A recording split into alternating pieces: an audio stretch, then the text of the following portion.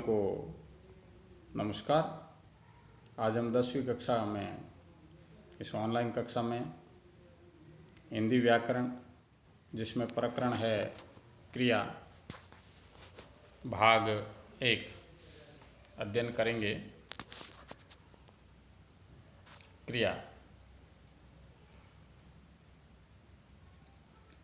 क्रिया की परिभाषा वाक्यों में प्रयुक्त जिन शब्दों से किसी कार्य के करने या कराने या किसी व्यक्ति की स्थिति और दशा का बोध होता है, उन्हें क्रिया कहते हैं।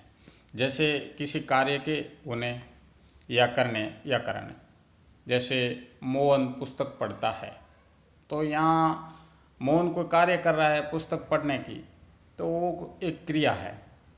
तो इसी प्रकार वाक्यों में प्रयुक्त जिन शब्दों से किसी कार्य का होना, करना, पाया जाना या कराना, इस प्रकार की स्थिति, दशा और बोध होता है, वह क्रिया कहलाती है। जैसे यहाँ उदाहरण है, मथुरा यमुना के तट पर स्थित है। तो यहाँ स्थित होना एक क्रिया है, स्थित है मथुरा। वह दोनों इस विद्यालय में पढ़ते हैं, तो पढ़ना क्रिया है। राम आज सुबह 7 बजे चला गया।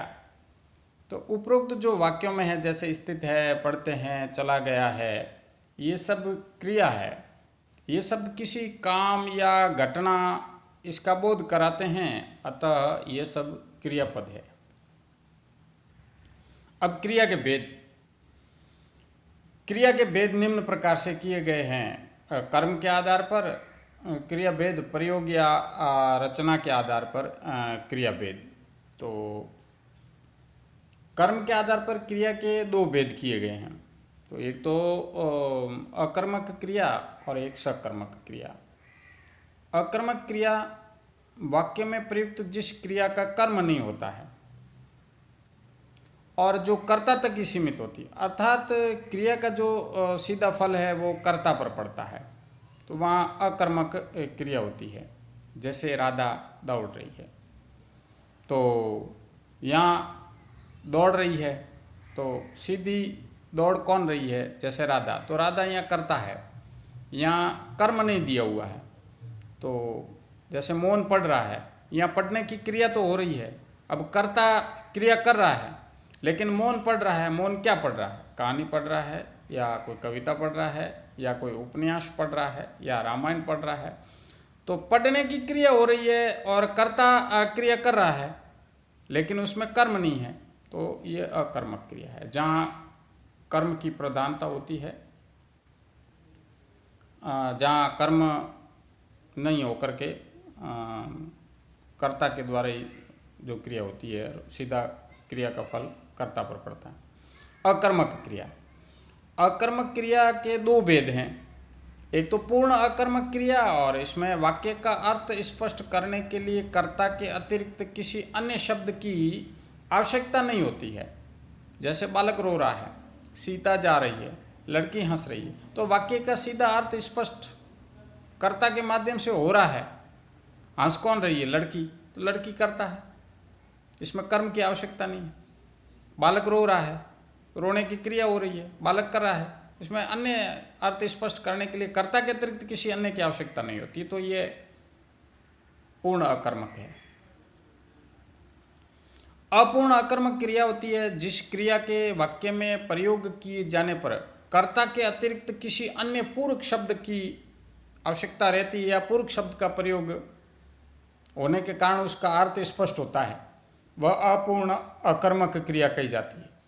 जैसे वह बहुत है, तुम हो, वे थे, क्या।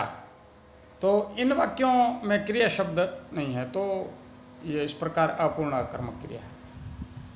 दूसरी है अपूर्ण अकर्मक क्रिया, जो पूर्व शब्दों के माध्यम से और इनके प्रयोग से अर्थ स्पष्ट होता है।